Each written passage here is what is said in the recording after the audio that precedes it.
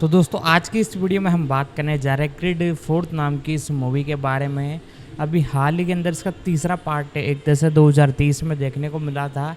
ये एक sport action movie है। तो आज इसी मूवी के एक तरह से नए पार्ट के बारे में जो अपडेट निकल कर आई है, फैक्ट डिटेल अपडेट सारी कुछ जानकारी मैं आपको इस वीडियो के माध्यम से बताने जा रहा हूँ। तो वीडियो को पहले तो लाइक कर दीजिएगा, चैनल को सब्सक्राइब कर दीजिएगा, बेल आइकन दबा कर से ऑल पर सेट कर दीजिएगा। तो दोस्तों अब इसके बारे में हम जानना चालू करते हैं। अमेरिकी स्पोर्ट्स ड्रामा फिल्म है जो माइकल बी जॉर्डन द्वारा सनिर्मित, निर्देशित और अभिनीत है। उनके निर्देशन में पहली फिल्म यह क्रीड 2 2018 की अगली कड़ी है। क्रीड फिल्म श्रृंखला में तीसरी किस्त है और रॉकी फिल्म श्रृंखला में कुल मिलाकर 9वीं है। फिल्म में Tessa Thompson, Jonathan measures, would Harris, मिला डेविस केंट, फ्लोरियन मुंटेनो और फिलिसिया राशद भी हैं। कीनन कूगलर और जैच बायलिन द्वारा रेयान कूगलर के साथ सहलिखित एक कहानी से लिखित फिल्म में निपुण और हाल ही में सेवानिवृत्त मुक्केबाज एडोनिस क्रीड जॉर्डन अपने बचपन के दोस्त और पूर्व मुक्केबाजी प्रतिभावान डेमियन एंडरसन मेजर के साथ आमने सामने आते हैं। जॉर्डन की वापसी के साथ सितंबर 2019 में तीसरी क्रीड फिल्म की आधिकारिक घोषणा की गई। अक्टूबर 2020 में उनके निर्देशन की शुरुआत करने की भी पुष्टि की गई थी। मेजर और बाकी कलाकार नवंबर 2021 और सितंबर 2022 के बीच शामिल हुए। क्रीड 3 श्रृंखला की पहली फिल्म है जिसमें सिल्वेस्टर स्टेलोन को रॉकी बाल्बोआ की भूमिका को दोहराते हुए नहीं दिखाया गया है, हालांकि उन्हें निर्माता के रूप में श्रेय दिया जाता है। मुख्य फोटोग्राफी जनवरी 2022 में शुरू हुई और अप्रैल तक चली, जिसमें लॉस एंजिल्स, टाम्पा और जॉर्जिया सहित फिल्मांकन स्थान शामिल थे। क्रीड 3 का प्रीमियर 9 फरवरी 2023 को मैक्सिको सिटी में हुआ और अमेजन द्वारा अधिग्रहण और यूनाइटेड आर्टिस्ट्स रिलीजिंग के विक्टन के बाद मेट्रो गोल्डविन-मेयर पिक्चर्स द्वारा वितरित पहली फिल्म के रूप में इसे 3 मार्च को संयुक्त राज्य अमेरिका में रिलीज किया गया। 5 फिल्म को जॉर्डन के निर्देशन, कहानी, प्रदर्शन और लड़ाई के दृश्यों के लिए आलोचकों से सकारात्मक समीक्षा मिली। अपने पूर्ववर्तियों की तरह फिल्म बॉक्स ऑफिस पर सफल रही, जिसने दुनिया भर में $275 मिलियन से अधिक की कमाई की, जिससे यह सबसे अधिक कमाई करने वाली क्रीड फिल्म बन गई। चौथी फिल्म विकास में है। कथानक 2002 लॉस एंजिल्स में एक युवा एडोनिस डॉनी क्रीड अपने सबसे अच्छे दोस्त, golden gloves champion Diamond Dame Anderson को एक भूमिगत मुक्केबाजी मैच में प्रतिस्पर्धा करते देखने के लिए उसके साथ चुपचाप बाहर आता है। डेम की जीत के बाद वह डॉनी को पेशेवर बनने और विश्व चैंपियन बनने की अपनी आकांक्षाओं के बारे में बताता है। एक शराब की दुकान पर चक्कर लगाने के दौरान डॉनी ने लियोन नाम के एक व्यक्ति पर अचानक हमला कर दिया और डेम को गिरफ्तार कर लिया गया, जबकि डॉनी भाग गया। वर्तमान समय में अपने करियर की एकमात्र हार का बदला लेने के लिए प्रिटी रिकी कॉनलन को हराने के 3 साल बाद डॉनी ने अपनी पत्नी बियांका और उनकी 6 वर्षीय बेटी अमारा पर ध्यान केंद्रित करने के लिए मुक्केबाजी से संन्यास ले लिया है, जिनकी सुनने की क्षमता कमजोर होने के कारण परिवार का जीवन चल रहा है। अमेरिकी सांकेतिक भाषा में पारंगत होना। Donny Tony Little Duke averse junior के साथ डेल्फी बॉक्सिंग अकादमी चलाते हैं और विक्टर ड्रैगो के खिलाफ मैच में अपने शिष्य विश्व champion Felix L Guerrero Chavez को बढ़ावा दे रहे हैं। जबकि दोनों डॉनी की दत्तक मां मैरियानी के गिरते स्वास्थ्य को देखते हैं, अमारा डॉनी की तरह एक मुक्केबाज बनने की इच्छा रखती है, जो उसे स्कूल में एक बदमाश को मुक्का मारने के कारण परेशानी में डाल देती है। जेल से रिहा होकर डेम डॉनी के साथ फिर से जुड़ता है और अपने मुक्केबाजी करियर को फिर से शुरू करने की इच्छा साझा करता है। डॉनी अनिच्छा से डेम को जिम में आमंत्रित करता है और उसे चावेज के साथी के रूप में काम पर रखता है, लेकिन उसकी उपस्थिति चावेज और ड्यूक से घृणा करती है क्योंकि डेम अत्यधिक आक्रामक और शत्रुतापूर्ण है। डेम बाद में डॉनी के घर जाता है, जहां वह अपने परिवार से मिलता है और एक समूह के घर में एक साथ बिताए समय के बारे में बताता है, एक ऐसी कहानी जो बियांका ने कभी नहीं सुनी थी। निजी तौर पर डेम ने चावेज के खिलाफ एक टाइटल शॉट मांगा, लेकिन डॉनी ने मना कर दिया। बियांका के रिकॉर्ड लेबल के लिए एक पार्टी में ड्रैगो पर एक अज्ञात हमलावर द्वारा हमला किए जाने के बाद, जिससे उसकी आगामी लड़ाई में भाग लेने की क्षमता पर संदेह हो जाता है, डॉनी डेम को ड्रैगो के प्रतिस्थापन के रूप में नामित करता है। यह उनका पहला पेशेवर मुकाबला होने के बावजूद डेम घुटने और कोहनी जैसी गंदी रणनीति को लागू करके, साथ ही चावेज के कंधे को निशाना बनाकर एकीकृत हेवीवेट चैंपियनशिप जीतने में कामयाब रहा, जिसे डेम ने जानबूझकर अपने एक स्पैरिंग सत्र के दौरान क्षतिग्रस्त कर दिया था। मैच के बाद असहज डॉनी मैरियानी से मिलने जाती है, जो उसे वे पत्र दिखाती है जो डेम ने जेल में रहते हुए डॉनी को लिखे थे, जिसे उसने इस विश्वास के कारण उससे दूर रखा था कि उसका उस पर बुरा प्रभाव था। एक पत्र में एक तस्वीर है जिसमें डेम को एक साथी कैदी के साथ दिखाया गया है, जिसे डॉनी ड्रैगो के हमलावर के रूप में पहचानता है। यह महसूस करते हुए कि डेम ने हमले की योजना बनाई है, डॉनी ने उसका सामना किया और डेम ने स्वीकार किया कि उसने टाइटल शॉट प्राप्त करने के लिए उसके साथ छेड़छाड़ की थी। डॉनी बियांका को डेम के प्रति अपने अपराध के बारे में खुलकर बताने में असमर्थ है, जो अपनी नई प्रसिद्धि पर खुशी मनाता है और सार्वजनिक रूप से डॉनी को एक धोखेबाज के रूप में बदनाम करता है जिसने उससे मुंह मोड़ लिया था। मैरियानी को एक और आघात हुआ और उसकी मृत्यु हो गई।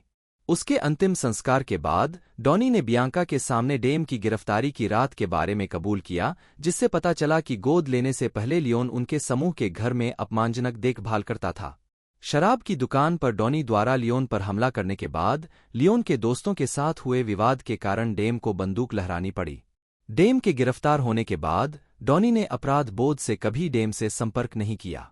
बियांका द्वारा प्रोत्साहित किए जाने पर डॉनी ने सेवानिवृत्ति से बाहर आने का फैसला किया और डेम को चैंपियनशिप के लिए चुनौती दी, जिसे उसने स्वीकार कर लिया। ड्यूक और स्वस्थ ड्रैगो के साथ प्रशिक्षण के बाद डॉनी डोजर स्टेडियम में लॉस एंजल्स की लड़ाई में डेम का सामना करता है। लड़ाई एक भीषण बराबरी की लड़ाई है।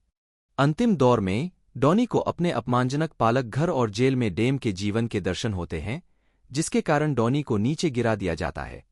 वह केवल गिनती को हराने में सफल होता है, फिर डेम को बाहर कर देता है और चैंपियनशिप हासिल कर लेता है। बाद में डॉनी ने डेम के साथ सुलह कर ली। दोनों पुरुषों ने स्वीकार किया कि यह दूसरे की गलती नहीं थी।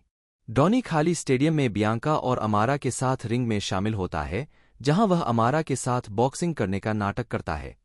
जैसे ही डॉनी और उसका परिवार रिंग से बाहर निकलता है, वह खाली डोजर स्टेडियम की ओर देखता है। कास्ट करें। यह भी देखें रॉकी पात्रों की सूची। एडोनिस डॉनी, क्रीड के रूप में माइकल बी जॉर्डन जॉनसन, 15 वर्षीय जॉनसन के रूप में Thaddeus J Mixon, Bianca Taylor Creed के रूप में Tessa Thompson, Damian Diamond Dame Anderson के रूप में जोनाथन मेजर्स, 18 वर्षीय एंडरसन के रूप में Spence Moore two, Tony Little Duke Evers के रूप में वुड हैरिस, अमारा क्रीड के रूप में मिला डेविस केंट, विक्टर ड्रैगो के रूप में फ्लोरियन मुंटेनो, मैरी एनी क्रीड के रूप में फिलिसिया राशद, फेलिक्स चावेज के रूप में जोस बेनाविदेज जूनियर, लॉरा चावेज के रूप में सेलेनिस लेवा, एंथोनी बेलेव प्रिटी रिकी कॉनलन के रूप में 6। इसके अतिरिक्त बैरी पेपर टेलीविजन पर प्रसारित एंडरसन बनाम चावेज प्रोमो के लिए कथन प्रदान करता है। खेल टेलीविजन व्यक्तित्व स्टीफन ए स्मिथ, समाचार एंकर जेसिका होम्स, मुक्केबाज कैनेलो अल्वारेज और उनकी पत्नी फर्नांडा गोमेज और गायक केहलानी स्वयं के रूप में कैमियो प्रस्तुतियां देते हैं। स्वयं के रूप में भी दिखाई दे रहे हैं बॉक्सिंग रेफरी केनी बेलेस, रसेल मोरा और टोनी वीक्स, रिंग उद्घोषक जिमी लेनन जूनियर और डेविड डायमांटे और प्रसारक Todd Grisham, Jessica McSkill, Al Bernstein, Mauro Ranallo और Christopher Mannix. Michael B Jordan के पिता माइकल ए जॉर्डन भी गोल्डन ग्लव्स रेफरी के रूप में उपस्थित थे। बॉक्सर टेरेंस क्रॉफर्ड भी एक स्पैरिंग पार्टनर के रूप में दिखाई देते हैं। उत्पादन विकास दिसंबर 2018 में इस सुझाव के जवाब में कि डोंटे वाइल्डर क्रीड 2 2018 के संभावित सीक्वल में क्लबर लैंग के बेटे की भूमिका निभा सकते हैं, सिल्वेस्टर स्टेलोन और माइकल बी जॉर्डन ने रुचि व्यक्त की। 7-8 सितंबर 2019 में जॉर्डन ने पुष्टि की कि क्रीड 3 आधिकारिक तौर पर सक्रिय विकास में था। 9 प्री प्रोडक्शन फरवरी 2020 में जैक बायलिन को पटकथा लेखक के रूप में घोषित किया गया था। जॉर्डन ने एडोनिस क्रीड के रूप में अपनी भूमिका को फिर से करने की पुष्टि की। 10 अक्टूबर 2020 में यह बताया गया कि जॉर्डन एडोनिस क्रीड की अपनी भूमिका को फिर से दोहराएगा और क्रीड 3 में अपने निर्देशन की शुरुआत करेगा। 11, 12, 13 निर्माताओं ने जॉर्डन को निर्देशक के रूप में काम देने में रुचि व्यक्त की थी। इरविन विंकलर ने कहा था कि उन्होंने व्यक्तिगत रूप से अभिनेता को यह पद देने की पेशकश की थी। 14 अप्रैल 2021 में स्टैलोन ने घोषणा की कि उन्हें फिल्म में नहीं लिया गया है। 15 जून 2021 तक जोनाथन मेजर्स ने एडोनिस के नए प्रतिद्वंद्वी को चित्रित करने के लिए बातचीत में प्रवेश किया। 16 नवंबर 2021 में आधिकारिक तौर पर इसकी पुष्टि की गई कि मेजर्स को कास्ट किया गया था। 17 अप्रैल 2022 में यह घोषणा की गई थी कि वुड हैरिस और फ्लोरियन मुंटेनु पिछली क्रीड फिल्मों में अपनी भूमिकाओं को फिर से निभाएंगे और सेलेनिस लेवा, थडियस जे. मिक्ससन, स्पेंस मूर टू और मिला डेविसकेंट कलाकारों में शामिल हो गए। 18 सितंबर 2022 में मैक्सिकन बॉक्सर कैनेलो अल्वारेज को एक कैमियो के रूप में लिया गया था। 19 स्टैलोन ने फिल्म निर्माताओं द्वारा फिल्म को जिस गहरे दिशा में ले जाना चाहा, उसके प्रति नापसंदगी व्यक्त करते हुए कहा, यह एक खेदजनक स्थिति है क्योंकि मुझे पता है कि यह क्या हो सकता था। इसे एक ऐसी दिशा में ले जाया गया जो मेरी दिशा से बिल्कुल अलग है। यह एक अलग दर्शन है, इरविन विंकलर और माइकल बी जॉर्डन का। मैं उनके अच्छे होने की कामना करता हूं, लेकिन मैं बहुत अधिक भावुक हूं। मुझे अपने नायकों की पिटाई पसंद है, लेकिन मैं नहीं चाहता कि वे उस अंधेरी जगह में जाएं। मुझे बस यही लगता है कि लोगों के पास काफी अंधेरा है। 20 आखिरकार जब फिल्म रिलीज हुई तो उन्होंने उसे देखने से इनकार कर दिया। 21 इस बीच जॉर्डन एडोनिस के प्रारंभिक जीवन और पिछली कहानी का पता लगाना चाहता था। 22 फिल्मांकन मुख्य फोटोग्राफी जनवरी 2022 के अंत में शुरू हुई और जॉर्डन को अटलांटा, जॉर्जिया में सेट पर देखा गया। 23 क्रीड 2 के लिए ऐसा करने के बाद क्रेमर मोर्गेनथाउ फिल्म के लिए छायाकार के रूप में लौट आए। उद्धरण वांछित फिल्म को आंशिक रूप से आईमैक्स प्रमाणित सोनी सिनेअल्टा वेनिस कैमरों और पैनाविजन एनामॉर्फिक प्रारूप पर शूट किया गया था, जिससे यह श्रृंखला की पहली फिल्म बन गई और ऐसा करने वाली इतिहास की पहली स्पोर्ट्स फिल्म बन गई। 24 फिल्मांकन बाद में 6 अप्रैल 2022 को समाप्त हो गया। उद्धरण वांछित जॉर्डन ने कहा कि लड़ाई की choreography Megalobox, Naruto Shippuden, Hajime no Ippo और ड्रैगन बॉल जेड जैसी एनीमे श्रृंखला से काफी प्रभावित थी। 26 पोस्ट प्रोडक्शन मई 2022 में अंतिम लेखन क्रेडिट का संचालन किया गया। रयान कूगलर, क्रीड के निदेशक और सहलेखक, क्रीड 2 के कार्यकारी निर्माता और क्रीड 3 के निर्माता को कीनन कूगलर और बायलिन के साथ कहानी का श्रेय मिला और बाद के 2 को पटकथा का श्रेय मिला। 27 टायलर नेल्सन और जेसिका बैकलेस ने सहसंपादक के रूप में काम किया। 28 संगीत मुख्य लेख क्रीड 3 द साउंड ट्रैक अक्टूबर 2022 में यह घोषणा की गई थी कि संगीतकार जोसेफ शर्ली क्रीड 3 स्कोर करेंगे। शर्ली पहले एक तकनीकी स्कोर इंजीनियर और स्कोर प्रोग्रामर के रूप में श्रृंखला की पहली 2 फिल्में बनाने वाली लुडविग गोरांसन की टीम का हिस्सा थीं। 20 नवंबर 2022 को जॉर्डन ने घोषणा की कि जे. कोल और ड्रीमविले के कार्यकारी ने क्रीड 3 द साउंड ट्रैक का निर्माण किया है। 31 रिलीज क्रीड 3 का प्रीमियर 9 फरवरी 2023 को मैक्सिको सिटी में हुआ। 32 और संयुक्त राज्य अमेरिका में 3 मार्च को रिलीज किया गया। इसे मूल रूप से मेट्रो-गोल्डविन-मेयर पिक्चर्स (MGM) द्वारा 23 नवंबर 2022 को नाटकीय रूप से रिलीज किया जाना था। संयुक्त राज्य अमेरिका में और वार्नर ब्रदर्स पिक्चर्स अंतर्राष्ट्रीय स्तर पर नॉर्डिक्स को छोड़कर 33, लेकिन 28 जुलाई को इसे 3 मार्च तक विलंबित कर दिया गया। 34 अमेजन द्वारा वितरक के संचालन को बंद करने और इसे MGM में बंद करने के बाद यह यूनाइटेड आर्टिस्ट्स रिलीज द्वारा वितरित नहीं की जाने वाली पहली MGM फिल्म है। 5 होम मीडिया क्रीड 3 को 1 अप्रैल 2023 को प्रीमियम वीडियो डिमांड सेवाओं पर रिलीज किया गया था। 35 फिल्म 23 मई 2023 को ब्लू-रे, DVD और 4K UHD के लिए रिलीज की गई थी। 36 स्वागत बॉक्स ऑफिस क्रीड 3 ने संयुक्त राज्य अमेरिका और कनाडा में $156.3 मिलियन की कमाई की और अन्य क्षेत्रों में $119 मिलियन, दुनिया भर में कुल $275.3 मिलियन की कमाई की। 3 संयुक्त राज्य अमेरिका और कनाडा में क्रीड 3 को Demon Slayer, Kimetsu no Yaiba, To the Swordsmith Village और ऑपरेशन फॉर्च्यून, रुसेडी ग्वेरे के साथ रिलीज किया गया था। इसके शुरुआती सप्ताहांत में 4007 थिएटरों से 38-40 मिलियन की कमाई का अनुमान लगाया गया था। 37 फिल्म ने अपने पहले दिन $22 मिलियन की कमाई की, जिसमें बुधवार और गुरुवार की रात के पूर्वावलोकन त्रयी का सबसे अच्छा कुल से $5.45 मिलियन शामिल है, जिससे अनुमान बढ़कर $50 मिलियन हो गया। सप्ताहांत में कुल $58.7 मिलियन की कमाई हुई, जो बॉक्स ऑफिस पर शीर्ष पर रही और रॉकी फ्रैंचाइज के लिए अब तक का सबसे अच्छा शुरुआती सप्ताहांत रही। 38 फिल्म ने अपने द्वितीय सप्ताहांत में 27.3 मिलियन डॉलर की कमाई की और नवागंतुक स्क्रीम 6 के बाद दूसरे स्थान पर रही 39 और फिर अपने तीसरे सप्ताहांत में 15.3 मिलियन डॉलर की कमाई की। 40 आलोचनात्मक प्रतिक्रिया। समीक्षा एग्रीगेटर वेबसाइट रॉटन टोमाटोज पर 338 आलोचकों में से 88% समीक्षाएं सकारात्मक हैं, जिनकी औसत रेटिंग 7.1/10 है। वेबसाइट की सर्वसम्मति में लिखा है, आखिरकार रॉकी बाल्बोआ की प्रतिष्ठित छाया से बाहर निकलते हुए क्रीड फ्रेंचाइजी ने स्टार माइकल बी. जॉर्डन के सशक्त निर्देशन और जोनाथन मेजर्स के सूक्ष्म हील टर्न की बदौलत अपनी चैंपियन स्थिति को फिर से स्थापित किया। 41 मेटाक्रिटिक, जो एक भारित औसत का उपयोग करता है, ने 62 आलोचकों के आधार पर फिल्म को 100 में से 73 का स्कोर दिया, जो आमतौर पर अनुकूल समीक्षाओं को दर्शाता है।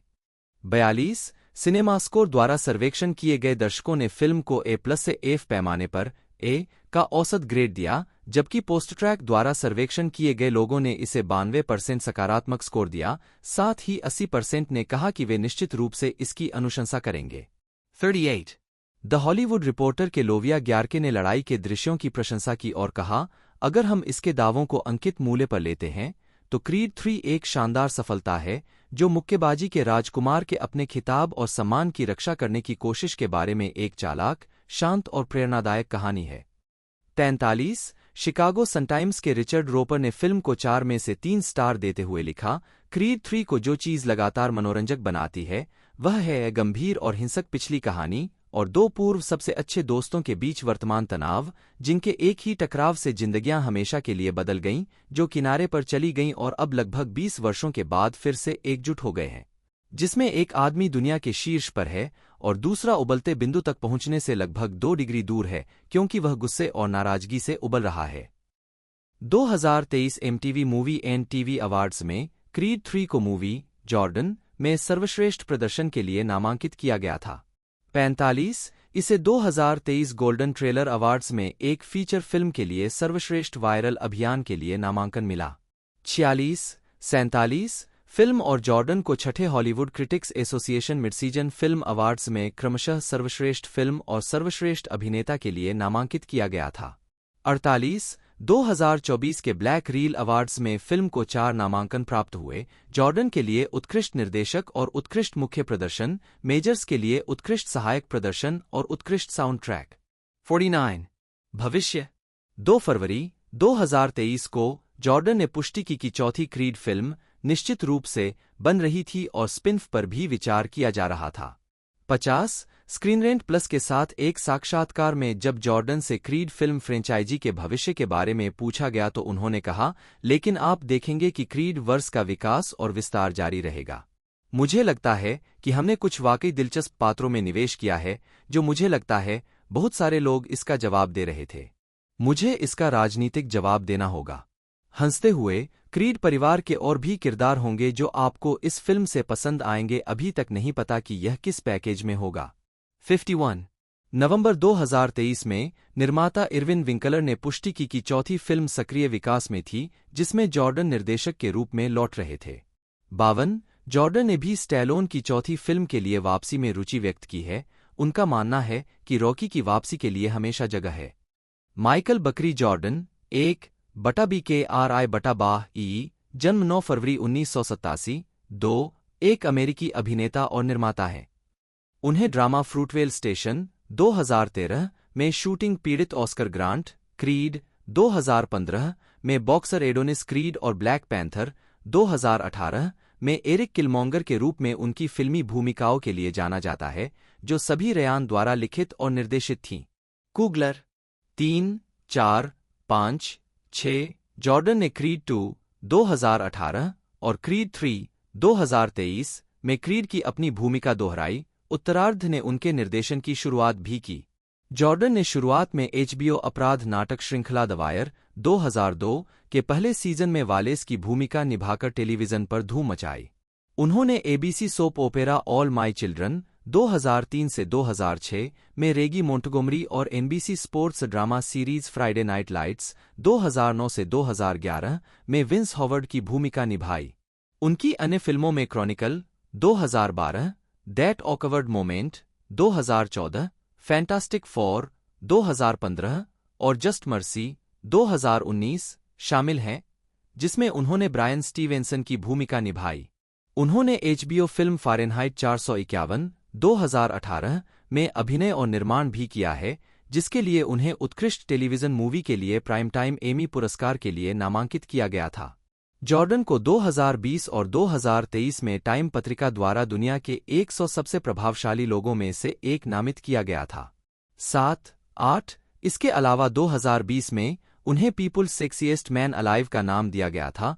9 और न्यूयॉर्क टाइम्स ने स्थान दिया था वह 21वीं सदी के 25 महानतम अभिनेताओं की सूची में 15वें स्थान पर है। 10 Jordan English Premier League football club AFC Bournemouth के सहमालिक भी हैं। 11 प्रारंभिक जीवन।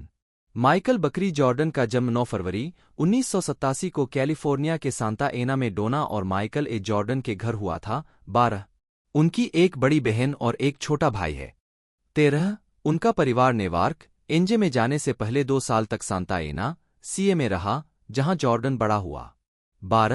14 उन्होंने नेवार्क आर्ट्स हाई स्कूल में पढ़ाई की, जहां उनकी मां एक शिक्षिका के रूप में काम करती थीं और जहां उन्होंने बास्केटबॉल भी खेला। 16 कैरियर 1999 से 2008 शुरुआत। एक अभिनेता के रूप में अपना करियर शुरू करने का निर्णय लेने से पहले जॉर्डन ने कई कंपनियों और ब्रांडों के लिए एक बाल मॉडल के रूप में काम किया, जिसमें मॉडल स्पोर्टिंग गुड्स और टॉयज अस भी शामिल थे। 17-18 उन्होंने 1999 में एक पेशेवर अभिनेता के रूप में अपना करियर शुरू किया, जब वह टेलीविजन श्रृंखला कॉस्बी और द सोप्रानोस के एकल एपिसोड में संक्षिप्त रूप से दिखाई दिए। 14 उनकी पहली प्रमुख फिल्म भूमिका 2001 में आई, जब उन्हें हार्डबॉल में दिखाया गया, जिसमें कीनू रीव्स ने अभिनय किया था। 2002 में उन्होंने एचबीओ के द वायर के पहले सीजन में वालेस की छोटी लेकिन महत्वपूर्ण भूमिका निभाकर अधिक ध्यान आकर्षित किया। मार्च 2003 में वह चैडविक बोसमैन की जगह ऑल माई चिल्ड्रेन के कलाकारों में शामिल हो गए और जून 2006 तक एक परेशान किशोर रेगी मोंटगोमरी की भूमिका निभाई, जब जॉर्डन को उसके अनुबंध से मुक्त कर दिया गया। 19 जॉर्डन के अन्य क्रेडिट में CSI crime scene investigation 20 without a trace और कोल्ड केस में अतिथि भूमिका शामिल है। इसके बाद उन्होंने स्वतंत्र फिल्म ब्लैकआउट में मुख्य भूमिका निभाई और द असिस्टेंट्स ऑन दैन में अभिनय किया। 2008 में जॉर्डन R&B कलाकार प्लेजर पी के संगीत वीडियो डिड यू रॉन्ग में दिखाई दिए। 2009 से 2012 फ्राइडे नाइट लाइट्स और पेरेंटहुड। 2011 में जॉर्डन 2009 में जॉर्डन ने एनबीसी नाटक फ्राइडे नाइट लाइट्स में क्वार्टरबैक विंस हॉवर्ड के रूप में अभिनय करना शुरू किया और ऑस्टिन के एक अपार्टमेंट में रहने लगे जहां शो फिल्माया गया था। 21 उन्होंने 2011 में शो समाप्त होने तक 2 सीजन तक किरदार निभाया। 22 2009 में उन्होंने हॉट स्पॉट एपिसोड में बर्न नोटिस पर अतिथि भूमिका निभाई, एक हाई स्कूल फुटबॉल खिलाड़ी की भूमिका निभाई जो एक लड़ाई में शामिल हो गया और एक स्थानीय गैंगस्टर द्वारा उसकी तलाश की जा रही है। 2010 में उन्हें नायलॉन मैगजीन के यंग हॉलीवुड अंक द्वारा भविष्य के 55 चेहरों में से एक माना गया था। 23-24 2010 में उन्होंने law and order criminal intent episode in human society में माइकल विक से प्रेरित कुत्ते की लड़ाई के घोटाले में शामिल एक मुक्केबाज के रूप में अतिथि भूमिका निभाई। उस वर्ष उन्हें एनबीसी शो पेरेंटहुड में एलेक्स एडी ब्रेवरमैन की प्रेमिका की भूमिका में एक आवर्ती भूमिका मिली। 25 यह शोरूनर जेसन कैटिम्स के साथ उनका दूसरा सहयोग था, जो फ्राइडे नाइट लाइट्स के प्रभारी थे। बड़ी टीवी ने उन्हें 2011 के टीवी के सबसे सेक्सी पुरुषों की सूची में 80वां स्थान दिया। 26 जॉर्डन ने Xbox 360 game gears of war 3 में जेस को आवाज दी। 27 2012 में जॉर्डन जॉर्ज लुकास द्वारा निर्मित फिल्म रेड टेल्स 28 में दिखाई दिए और क्रॉनिकल में मुख्य किरदार स्टीव मोंटगोमरी की भूमिका निभाई। यह फिल्म 3 किशोर लड़कों के बारे में थी जो अलौकिक क्षमताओं को विकसित करते हैं। 29 उन्होंने हाउस के अंतिम सीजन के एक एपिसोड में एक अंधे रोगी की भूमिका निभाते हुए अतिथि भूमिका भी निभाई। 30 2-0-1-3 वर्तमान निर्णायक। 2013 में जॉर्डन ने रयान कूगलर द्वारा निर्देशित फ्रूटवेल स्टेशन में शूटिंग पीड़ित ऑस्कर ग्रांट की भूमिका निभाई। उनके प्रदर्शन को आलोचनात्मक प्रशंसा मिली। हॉलीवुड रिपोर्टर के टॉड मैककार्थी ने कहा कि जॉर्डन ने उन्हें एक युवा डेंजल वाशिंगटन की याद दिला दी। 31 फ्रूटवेल स्टेशन में उनकी भूमिका के बाद जॉर्डन को पीपल एंड वैरायटी द्वारा देखने योग्य अभिनेता नामित किया गया था। 32 टाइम पत्रिका ने उन्हें कूगलर के साथ 30 से कम उम्र के 30 लोगों में से एक नामित किया जो दुनिया को बदल रहे हैं, और उन्हें एंटरटेनमेंट वीकली और जीक्यू द्वारा 2013 के ब्रेकआउट सितारों में से एक भी नामित किया गया था। 34, 35, 36 जॉर्डन नवंबर 2015 में सिल्वेस्टर स्टेलोन और टेसा थॉम्पसन के साथ क्रीड का प्रचार कर रहे थे। 2015 में उन्होंने फैंटास्टिक फोर में Johnny storm the human torch के रूप में अभिनय किया। 37, 38, 39 इस फिल्म की समीक्षकों द्वारा सार्वभौमिक रूप से निंदा की गई, रॉटेन टोमाटोज पर 9% अनुमोदन रेटिंग प्राप्त हुई और बॉक्स ऑफिस पर असफल रही। 40 हालांकि बाद में 2015 में जॉर्डन को आलोचकों की प्रशंसा मिली जब उन्होंने 7वीं रॉकी फिल्म क्रीड में बॉक्सर अपोलो क्रीड के बेटे डॉनी क्रीड के रूप में अभिनय किया, जो कूगलर के साथ उनका दूसरा सहयोग था जिसमें सिल्वेस्टर स्टेलोन सहकलाकार थे। 41 जॉर्डन ने क्रीड में एक मुक्केबाज के रूप में अपनी भूमिका के लिए 1 साल का कठोर शारीरिक प्रशिक्षण और सख्त कम वसा वाला आहार लेकर तैयारी की। 42 फिल्मांकन के दौरान उनके पास कोई बॉडी डबल नहीं था और जब लड़ाई के दृश्य फिल्माए जा रहे थे तो नियमित रूप से खून बह रहा था, चोट लग रही थी और चक्कर आ रहे थे। 42 2016 में जॉर्डन ने लोकप्रिय खेल गेम NBA 2 के 17 में अभिनय किया, जिसमें उन्होंने गेम के माइक्रियो मोड में खिलाड़ी के एक साथी जस्टिस यंग की भूमिका निभाई। अक्टूबर 2017 में यह घोषणा की गई थी कि जॉर्डन को आगामी नेटफ्लिक्स सुपरहीरो श्रृंखला राइजिंग डायोन में मार्क रीज के रूप में सहायक भूमिका में लिया गया था। 43 फरवरी 2018 में जॉर्डन ने Marvel cinematic universe MCU film black panther में खलनायक एरिक किलमॉन्गर के रूप में अभिनय किया। यह कूगलर के साथ जॉर्डन का तीसरा सहयोग था। 44 ब्लैक पैंथर में उनके प्रदर्शन को आलोचकों की प्रशंसा मिली। फोर्ब्स के डैनी डी प्लासिडो ने कहा कि जॉर्डन ने शो चुरा लिया, जबकि बिजनेस इनसाइडर के जेसन गुएरासियो ने लिखा कि अभिनेता नफरत और खालीपन से भरे एक किलमॉन्गर की भूमिका निभाते हैं। हम जीत गए। मैं इसका खुलासा क्यों नहीं कर सकता, लेकिन वह इसे ऐसे स्वैगर के साथ प्रदर्शित भी करता है जिसे देखना एक आनंददायक है। जब भी जॉर्डन स्क्रीन पर होता है तो फिल्म की कहानी और देखने का आनंद और बढ़ जाता है। 4-5 बाद में 2018 में जॉर्डन ने माइकल शैनन और सोफिया बोटेला के साथ फ़ारेनहाइट 451 में अभिनय किया। टेलीविजन फिल्म HBO फिल्म्स द्वारा HBO पर वितरित की गई थी। 45 उसी वर्ष जॉर्डन ने क्रीड 2 में बॉक्सर डॉनी क्रीड के रूप में अपनी भूमिका दोहराई, जो क्रीड 2015 की अगली कड़ी और रॉकी फिल्म श्रृंखला की 8वीं किस्त थी। क्रीड 2 को 21 नवंबर 2018 को मेट्रो गोल्डविन मेयर द्वारा संयुक्त राज्य अमेरिका में रिलीज किया गया था। फिल्म को आलोचकों से आमतौर पर सकारात्मक समीक्षा मिली और इसने अपने शुरुआती सप्ताहांत में $35.3 मिलियन 5 दिन में कुल $55.8 मिलियन की कमाई की। थैंक्सगिविंग पर लाइव एक्शन रिलीज के लिए अब तक की सबसे बड़ी शुरुआत है। 46-47 उन्होंने रूस्टर टीथ की एनिमेटेड सीरीज जेन लॉक में चरित्र जूलियन चेज को भी आवाज दी है, जिसे वह जनवरी 2019 से अपनी production company outlier society productions के माध्यम से सहनिर्मित भी करते हैं। 48 जॉर्डन ने एक कानूनी नाटक जस्ट में वकील ब्रायन स्टीवेंसन की भूमिका निभाई, मर्सी, जिसका उन्होंने सहनिर्माण भी किया। वास्तविक जीवन की कहानी पर आधारित यह फिल्म आलोचकों की प्रशंसा के लिए दिसंबर 2019 में रिलीज हुई थी। 49-50 टॉम क्लैंसी की किताब पर आधारित विदाउट रिमोर्स में जॉर्डन ने जॉन क्लार्क की भूमिका निभाई है, जो एक पूर्व नेवी सील और विशिष्ट आतंकवाद विरोधी इकाई रेनबो 6 के निदेशक हैं। मूल रूप से 18 सितंबर 2020 को रिलीज करने की योजना बनाई गई थी। इसे कोविड-19 महामारी के कारण 30 अप्रैल 2021 को रिलीज किया गया था। 51 जॉर्डन ने व्हाट इफ के पहले सीजन के 2 एपिसोड में एरिक किलमॉन्गर स्टीवंस के रूप में अपनी MCU भूमिका दोहराई। 2021 और ब्लैक पैंथर वकंडा फॉरएवर 2022, 52, 53 और space jam a new legacy 2021 में एक कैमियो उपस्थिति दर्ज की। उन्होंने डेंजेल वाशिंगटन द्वारा निर्देशित ए जर्नल फॉर जॉर्डन 2021 में एक सैनिक के रूप में भी अभिनय किया, जिसने विदेश में तैनात रहते हुए अपने नवजात बेटे जॉर्डन के लिए मार्मिक जीवन के पाठों से भरी एक पत्रिका रखी। 54 जॉर्डन ने बॉक्सर एडोनिस क्रीड के रूप में अपनी अभिनीत भूमिका का निर्माण करने और उसे दोहराने के अलावा क्रीड 2 की अगली कड़ी क्रीड 3 के साथ अपने निर्देशन की शुरुआत की। इसे 3 मार्च 2023 को रिलीज किया गया था। 11 आगामी परियोजनाएं। अटलांटा पब्लिक स्कूल धोखाधड़ी घोटाले पर आधारित फिल्म रॉन्ग आंसर में वह चौथी बार कुगलर के साथ दोबारा काम करने वाले हैं। 42 Jordan the Thomas crown affair के दूसरे रीमेक में भी दिखाई देने के लिए तैयार है।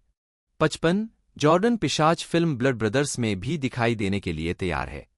56 उनकी प्रोडक्शन कंपनी आउटलायर सोसाइटी ने अमेजन के साथ एक फर्स्ट लुक डील पर हस्ताक्षर किए। 57 और वह वेलजॉर्ड भी विकसित कर रही है, जो एक HBO मैक्स श्रृंखला है जिसमें डीसी कॉमिक्स चरित्र सुपरमैन का ब्लैक संस्करण दिखाया जाएगा।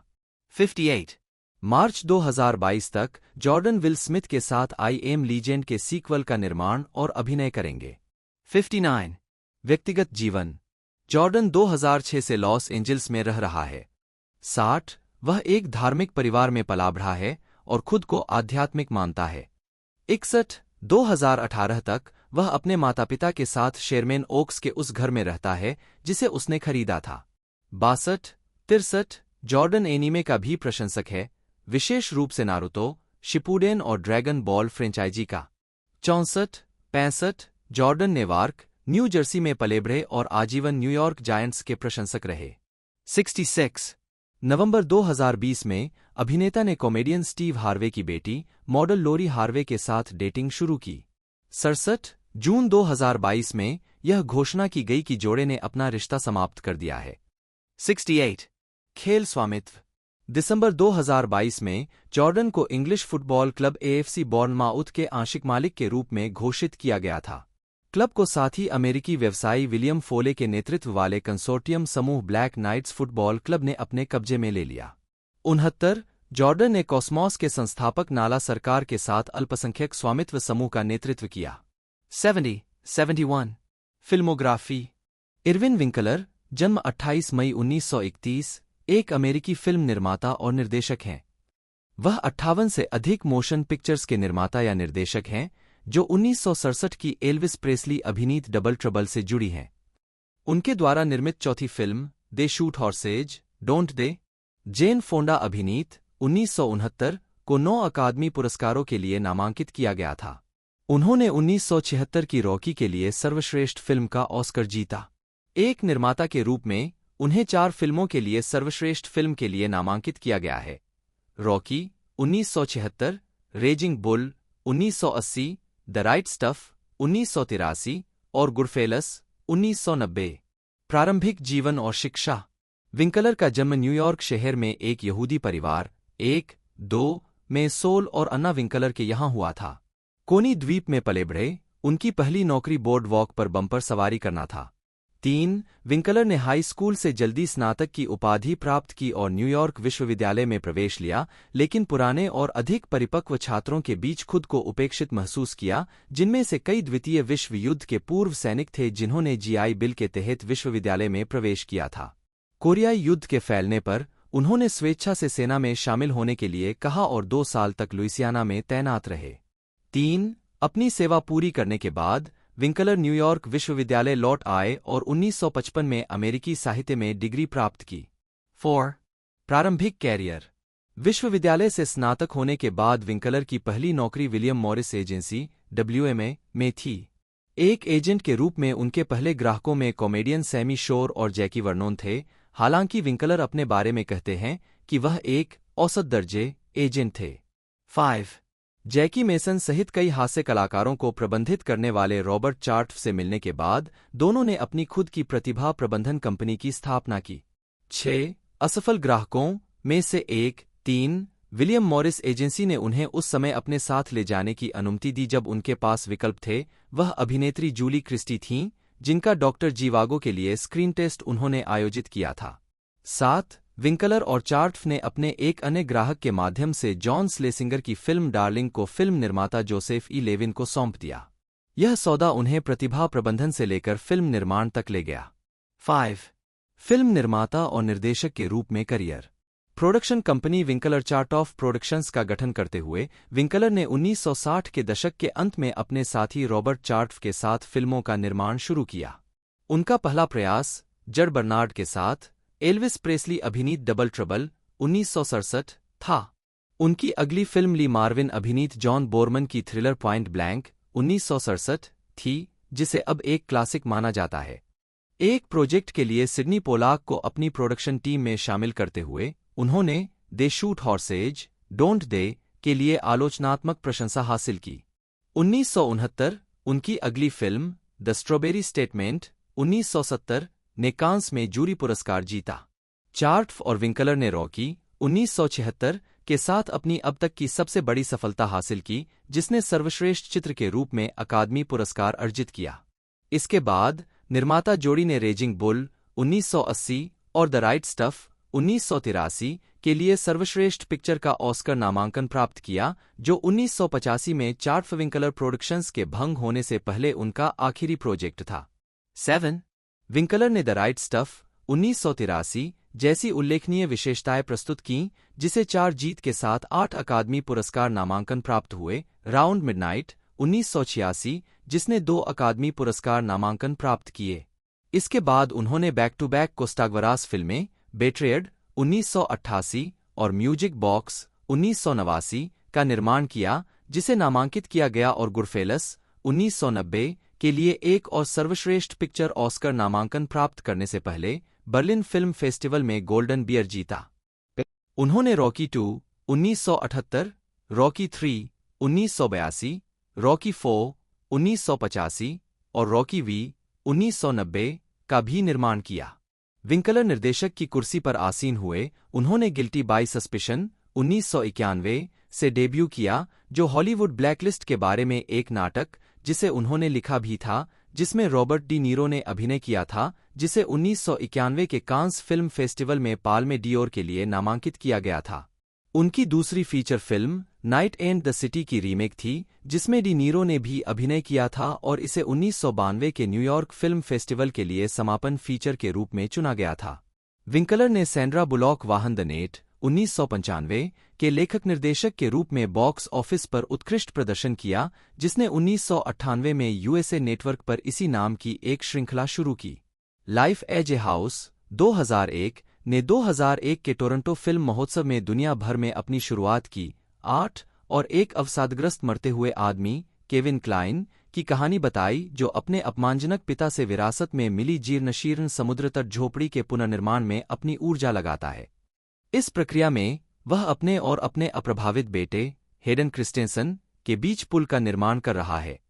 इस फिल्म को आलोचनात्मक प्रशंसा मिलने के बाद विंकलर ने अनुवर्ती डीलवली 2004 के लिए क्लाइन के साथ फिर से काम किया, जिसमें अभिनेता को अमेरिकी संगीतकार कोल पोर्टर के बारे में उनकी जीवनी पर आधारित फिल्म में मुख्य भूमिका दी गई, जो उनकी पत्नी के साथ उनके अनूठे रिश्ते पर केंद्रित थी। और म्यूज एशले जुड को 2004 के कांस फिल्म फेस्टिवल में समापन रात की फिल्म के रूप में चुना गया था। 9 जबकि उनका निर्देशन करियर 2006 तक चला, विंकलर ने अपने हिस्से की फिल्मों का निर्माण जारी रखा, जिनमें the shipping news 2001, enough 2002, the gambler की 2014 की रीमेक शामिल है। उन्होंने जेम्स टोबैक की 1974 की मूल फिल्म का भी निर्माण किया था, और रॉकी बाल्बोआ 2006 और स्पिनफ सीक्वल क्रीड 2015 के साथ रॉकी फ्रैंचाइज में उनकी वापसी हुई, जिसे 6 NAACP इमेज अवार्ड्स 4 जीतने 10 और क्रीड 2 2018 सहित कई पुरस्कारों के लिए नामांकित किया गया था। स्कोर्सेसे के साथ उनका काम the wolf of Wall Street 2013, silence 2016 और द आयरिशमैन 2019 के साथ जारी रहा, जो नेटफ्लिक्स के साथ विंकलर का पहला सहयोग था। 3 2019 में विंकलर ने अपनी आत्मकथा ए life in movies stories from 50 years in Hollywood प्रकाशित की। 11 न्यूयॉर्क टाइम्स ने लिखा, विंकलर 20वीं सदी की कुछ सबसे सफल फिल्मों का निर्माण करने वाले करियर को बड़े उत्साह से देखते हैं। प्रशस्ति पत्र आवश्यक। व्यक्तिगत जीवन। विंकलर ने 1959 में न्यूयॉर्क में WMA में काम करते हुए अपनी पत्नी मार्गो विंकलर से शादी की। वे 1966 में लॉस एंजिल्स चले गए। मार्गो मूल रूप से कैलिफोर्निया से थे और उनके माता-पिता इर्मा और चार्ली मेल्सन वाडेविल के पूर्व कलाकार थे। दंपति के 3 बेटे हैं, चार्ल्स विंकलर, डेविड विंकलर और एडम विंकलर। विंकलर का सबसे छोटा बेटा Adam UCLA school of law में संवैधानिक कानून के प्रोफेसर और एक प्रकाशित लेखक हैं। जोनाथन ग्लिकमैन, जन्म 18 मई 1969, एक अमेरिकी फिल्म निर्माता हैं, जिन्होंने 2011 से 2020 तक MGM मोशन पिक्चर ग्रुप के अध्यक्ष के रूप में कार्य किया और 2 अप्रैल 2024 से मिरामैक्स के CEO हैं। व्यक्तिगत जीवन और शिक्षा। ग्लिकमैन रोडा यूरा और डैन ग्लिकमैन के बेटे हैं, जो कैंसस के पूर्व कांग्रेसी, कृषि सचिव और MPA के अध्यक्ष हैं। 1, 2, 3 उनका जन्म डेट्रॉइट, मिशिगन में हुआ और उनका पालनपोषण विचिटा, कंसास और वाशिंगटन, DC में हुआ। जब वह एक बच्चा था, उसकी मां ने उसे निर्देशकों मार्टिन स्कोर्सेसे और वुडी एलन से मिलवाया। 4, ग्लिकमैन ने 1987 में वाशिंगटन, DC के जॉर्जटाउन डे स्कूल से स्नातक की उपाधि प्राप्त की। 5, और 1991 में मिशिगन विश्वविद्यालय से। 6, उन्होंने दक्षिणी कैलिफोर्निया विश्वविद्यालय के स्कूल ऑफ सिनेमैटिक आर्ट्स में दाखिला लेने से पहले HBO के लिए कुछ समय तक काम किया। 1992 में। 7, हालांकि उन्होंने 1993 में पद छोड़ दिया। 6, कैरियर। ग्लिकमैन ने हॉलीवुड में तब काम करना शुरू किया जब 1993 में USC में एक लिफ्ट में उनसे मुलाकात के बाद उन्होंने निर्माता जो रोथ को कारवां पिक्चर्स में इंटर्नशिप देने के लिए मना लिया। 8, 9, 1997 तक ग्लिकमैन कारवां में प्रोडक्शन के अध्यक्ष थे। 7, 10, 11, 2002 तक वह स्पाईग्लास एंटरटेनमेंट में प्रोडक्शन के अध्यक्ष थे। 12, 2003 में वह स्पाईग्लास के अध्यक्ष और भागीदार बने। 13, ग्लिकमैन को 2007 में academy of motion picture arts and sciences की प्रोड्यूसर्स शाखा में शामिल होने के लिए आमंत्रित किया गया था।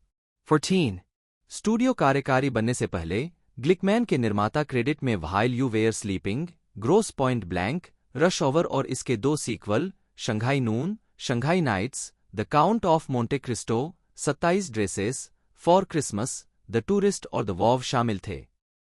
2 फरवरी 2011 को ग्लिकमैन को MGM के फिल्म डिवीजन का अध्यक्ष नामित किया गया था। MGM में उनकी भूमिका में सभी फीचर फिल्मों के विकास और उत्पादन की निगरानी के साथ साथ अन्य स्टूडियो के साथ सहवित्तपोषण के अवसरों की पहचान करने में मदद करना शामिल होगा। 15, ग्लिकमैन के कार्यकाल के दौरान MGM ने अपनी प्रमुख फ्रेंचाइजी को नई ऊंचाइयों तक पहुंचते देखा है।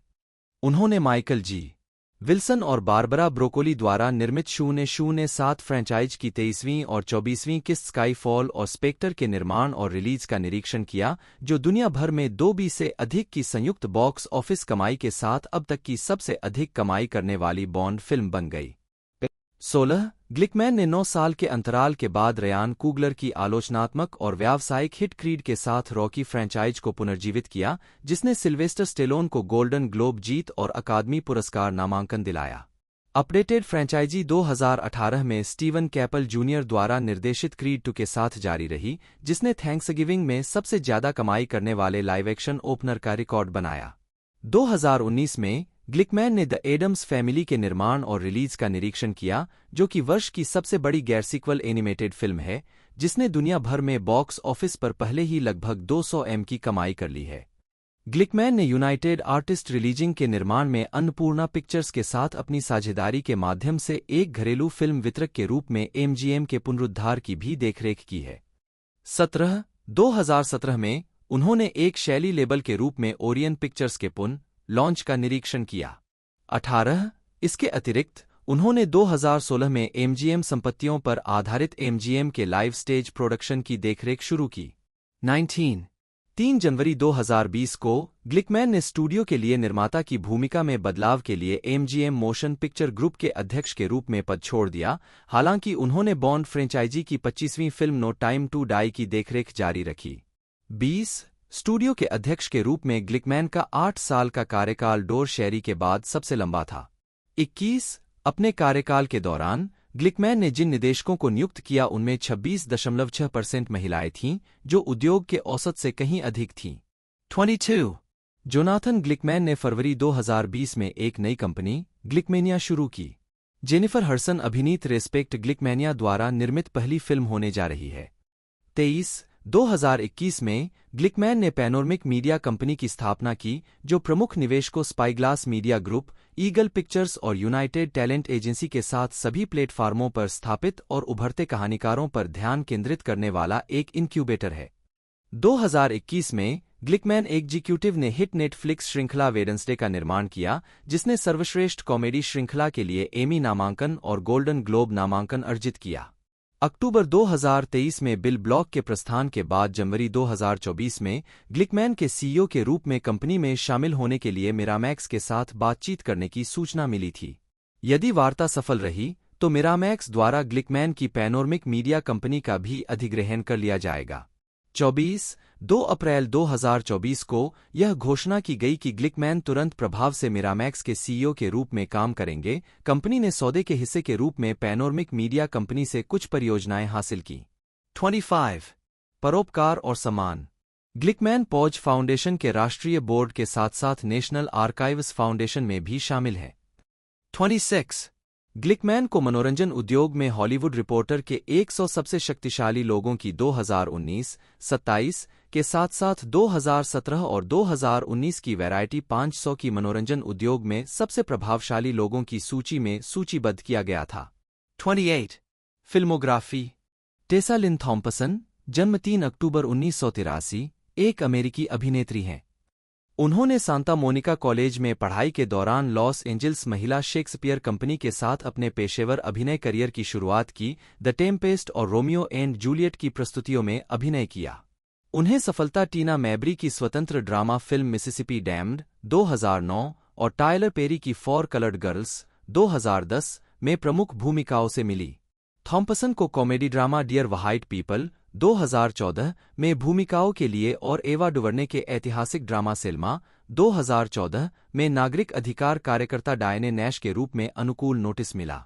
उन्होंने फ्रेंचाइजी फिल्मों में अपनी भूमिकाओं के लिए मुख्यधारा का ध्यान आकर्षित किया। स्पोर्ट्स ड्रामा क्रीड 2015, क्रीड 2 2018 और क्रीड 3 2023 में बियांका टेलर की भूमिका निभाई और थॉर रग्नारोक सहित मार्वल सिनेमैटिक यूनिवर्स सुपरहीरो फिल्मों में वाल्कीरी के रूप में अभिनय किया।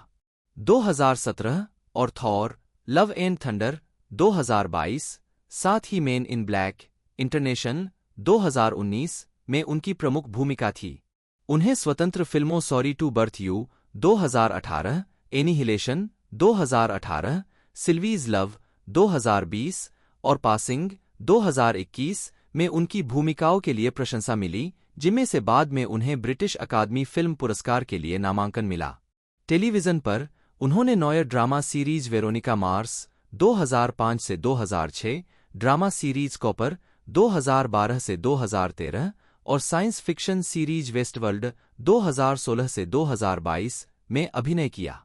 प्रारंभिक जीवन और शिक्षा।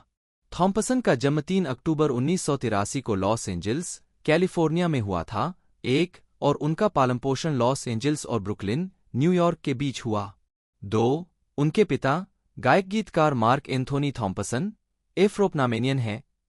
3 और musical collective chocolate genius Inc के संस्थापक हैं।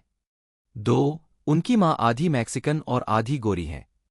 4 उनकी छोटी सौतेली बहन जेसेला एक गायिका और गीतकार हैं। 5 थॉम्पसन ने सांता मोनिका हाई स्कूल में पढ़ाई की, जहां उन्होंने ए मिडसमर नाइट्स ड्रीम के एक छात्र प्रोडक्शन में हर्मिया की भूमिका निभाई और सांता मोनिका कॉलेज SMC में दाखिला लिया, जहां उन्होंने सांस्कृतिक मानवविज्ञान का अध्ययन किया। SMC में रहते हुए उन्होंने लॉस एंजिल्स महिला शेक्सपियर कंपनी LWSC की लिसा वोल्पे के व्याख्यान में भाग लिया। सेक्स, आजीविका, अभिनय। 2014 में 46वें नाक इमेज अवार्ड्स में थॉम्पसन। 2002 में थॉम्पसन ने लॉस के द टेम्पेस्ट के निर्माण में एरियल की भूमिका निभाने वाले 3 अभिनेताओं में से एक के रूप में अपने पेशेवर मंच की शुरुआत की। 2003 में वह कैलिफोर्निया के पासाडेना में the theatre at great Boston Court के साथ Romeo and Juliet antebellum New Orleans 1836 में जूलियट के रूप में दिखाई दी, जिससे उन्हें नाक थिएटर अवार्ड के लिए नामांकन मिला। सेक्स, थॉम्पसन ने 2005 में सीबीएस अपराध नाटक श्रृंखला कोल्ड केस के एक एपिसोड में 1930 के दशक की एक समलैंगिक शराब तस्कर की भूमिका में टेलीविजन पर अपनी पहली प्रस्तुति दी। उसी वर्ष यूपीएन बटा CW neo noir drama series Veronica Mars में जैकी कुक की भूमिका निभाकर वह प्रसिद्धि की ओर बढ़ी। सीजन 2 में नियमित रूप से एक सीरीज के रूप में अभिनय किया। 2006 में वह ABC medical drama series Grey's Anatomy में दिखाई दी। 7 थॉम्पसन की पहली फीचर फिल्म उपस्थिति 2006 की horror film when a stranger calls की रीमेक में थी, जिसमें उन्होंने स्कारलेट की भूमिका निभाई थी। 2007 में वह सीडब्ल्यू के अल्पकालिक नाटक हिडन पाम्स में निक्की बार्न्स की भूमिका निभाते हुए कलाकारों का हिस्सा थीं। 8 उन्हें अगली बार 2008 में dance film make it happen में मैरी एलिजाबेथ विंस्टेड के साथ देखा गया था। उन्होंने टेलीविजन श्रृंखला लाइफ एंड प्राइवेट प्रैक्टिस में अतिथि कलाकार की भूमिका में काम किया और हीरोज के सीजन 4 में दिखाई दी। प्रशस्ति पत्र आवश्यक 2010 में थॉम्पसन टायलर पेरी के स्टेज प्ले रूपांतरण फॉर कलर्ड गर्ल्स में दिखाई दी, जिसके बाद उन्होंने सीधे पेरी से फिल्म में शामिल होने के लिए संपर्क किया। 6 इसके अलावा 2010 में ड्रामा सीरीज डेट्रॉइट 187 में एक जासूस की पत्नी के रूप में उनकी अतिथि भूमिका थी। 2012 में थॉम्पसन ने हॉरर श्रृंखला 666 पार्क एवेन्यू में गेविन डोरान की बेटी साशा की अतिथि भूमिका निभाई थी। 2013 में उन्होंने बीबीसी अमेरिका की पहली मूल श्रृंखला कॉपर में अभिनय किया। 9 2014 में उन्होंने जस्टिन सिमियन की सनडांस विजेता कॉमेडी डियर व्हाइट पीपल में सामंथा व्हाइट के रूप में अभिनय किया। उसी वर्ष थॉम्पसन ने एवा डुवर्ने की मार्टिन लूथर किंग जूनियर की बायोपिक सेल्मा में नागरिक अधिकार कार्यकर्ता डायने नैश की भूमिका निभाई। 2015 में वह रयान कुगलर की रॉकी सीक्वल फिल्म क्रीड 4 और नेट रुएस की लघु फिल्म द ग्रैंड रोमांटिक में दिखाई दी। 11 2016 में उन्होंने HBO science fiction drama series Westworld में बोर्ड डायरेक्टर चार्लोट हेल के रूप में एक अभिनीत भूमिका शुरू की। 13 इसके अलावा 2016 में थॉम्पसन सेकंड स्टेज थिएटर में Lydia R Diamond play smart people के ऑफ ब्रॉडवे रन में दिखाई दिए, जिसमें महेशला अली, जोशुआ जैक्सन और एनी सन के साथ अभिनय किया।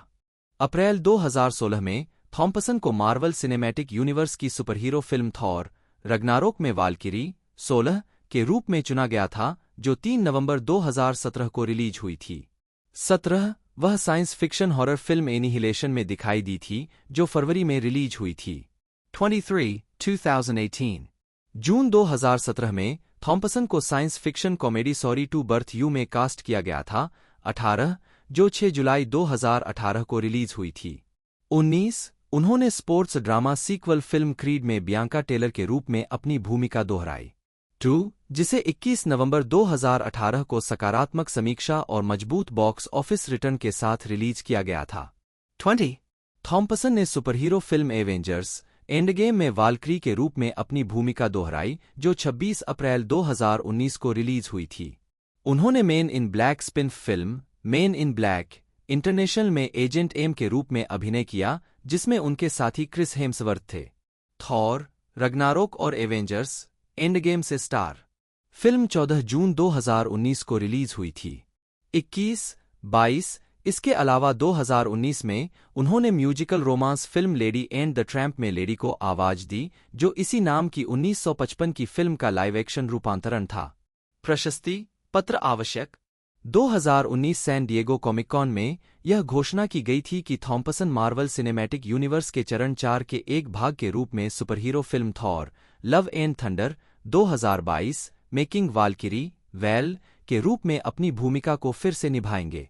23 थॉम्पसन ने रहस्यमय विज्ञानफाई पॉडकास्ट श्रृंखला द लेफ्ट राइट गेम में मुख्य भूमिका का सहनिर्माण और आवाज दी, जो 2020 में रिलीज हुई थी। ऑडियो ड्रामा श्रृंखला में थॉम्पसन को एक पत्रकार के रूप में दिखाया गया था, जो असाधारण साहसी लोगों के एक समूह के बारे में एक कहानी का अनुसरण करता है। अमेजन स्टूडियोज ने थॉम्पसन के कार्यकारी निर्माता के साथ श्रृंखला के स्क्रीन अधिकार सुरक्षित कर लिए।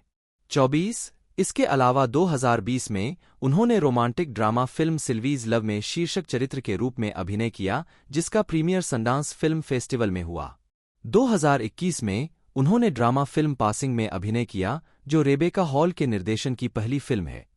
25 जनवरी 2021 में यह बताया गया कि उनकी प्रोडक्शन कंपनी ने एचबीओ में एक फर्स्ट लुक डील पर हस्ताक्षर किए थे और कार्यकारी 2 उपन्यासों हु फियर्स डेथ और the secret lives of church ladies के रूपांतरण का निर्माण करेंगे। 26 अक्टूबर 2021 में थॉम्पसन ने स्टीव बुसेमी द्वारा निर्देशित ड्रामा फिल्म द लिसनर का निर्माण पूरा किया। फिल्म में थॉम्पसन की एकमात्र ऑन स्क्रीन भूमिका है। 27 थॉम्पसन ने स्पोर्ट ड्रामा सीक्वल क्रीड 3 2023 में बियांका टेलर की अपनी भूमिका भी दोहराई। संगीत थॉम्पसन एक गायक गीतकार हैं जिन्होंने पहले लॉस एंजल्स स्थित इंडी इलेक्ट्रो सोल समूह कॉटे घोस्ट के साथ सहयोग किया था। 28 29 30 उन्होंने निर्माता मोसेस सुमनी के साथ कई गीतों का सहलेखन और प्रदर्शन करके क्रीड और क्रीड 2 के साउंड ट्रैक में भी महत्वपूर्ण योगदान दिया। 31 32 रास्ते पर लाने वाला थॉम्पसन ने अपने निर्देशन की शुरुआत अरूज आफ्ताब के 2024 एल्बम नाइट रेन के मुख्य एकल रात की रानी के संगीत वीडियो से की। 33 व्यक्तिगत जीवन थॉम्पसन ने जून 2018 में खुलासा किया कि वह पुरुषों और महिलाओं दोनों के प्रति आकर्षित हैं, लेकिन उन्होंने खुद को उभयलिंगी लेबल नहीं लगाने का विकल्प चुना। 34 35 36 फिल्मोग्राफी पतली परत जोनाथन माइकल मेजर्स जन्म 7 सितंबर 1989 एक अमेरिकी अभिनेता हैं। येल स्कूल ऑफ ड्रामा से स्नातक, मेजर्स ड्रामा फिल्मों the last black man in San Francisco 2019 और द 5 ब्लर्स 2020 और एचबीओ हॉरर श्रृंखला लवक्राफ्ट कंट्री 2020 में अभिनय के लिए प्रमुखता से उभरे, जिसके लिए उन्हें प्राइम टाइम एमी पुरस्कार नामांकन प्राप्त हुआ। मेजर्स ने तब से western the harder they fall 2021 में नेट लव, युद्ध फिल्म डिवोशन 2022 में जेसी एल ब्राउन और स्पोर्ट्स फिल्म क्रीड 3 2023 में प्रतिपक्षी डेम एंडरसन को चित्रित किया है।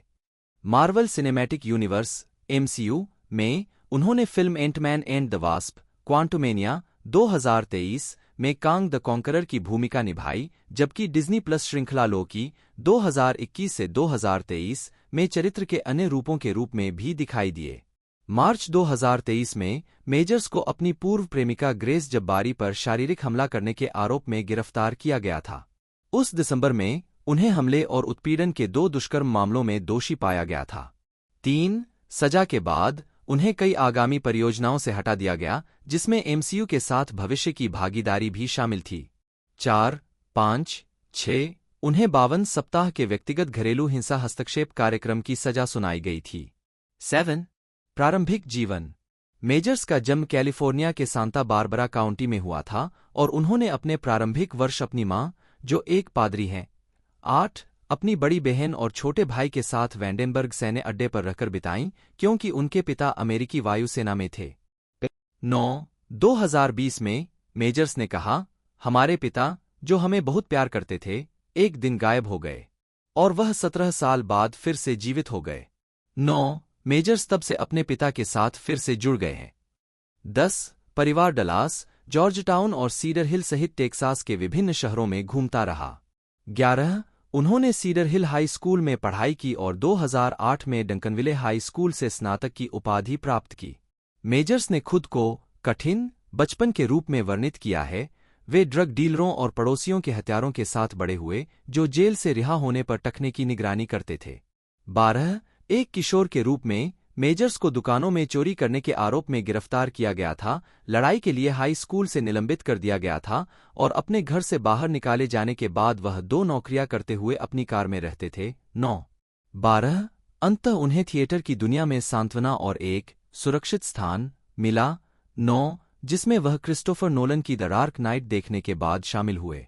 मेजर्स ने महसूस किया कि जोकर के रूप में हीथ लेजर की भूमिका ने अच्छे और बुरे की जटिलता को चित्रित किया, जिससे नैतिक द्वंद्व वाले अपराधियों की यादें ताजा हो गईं जिनके साथ वह बड़ा हुआ था।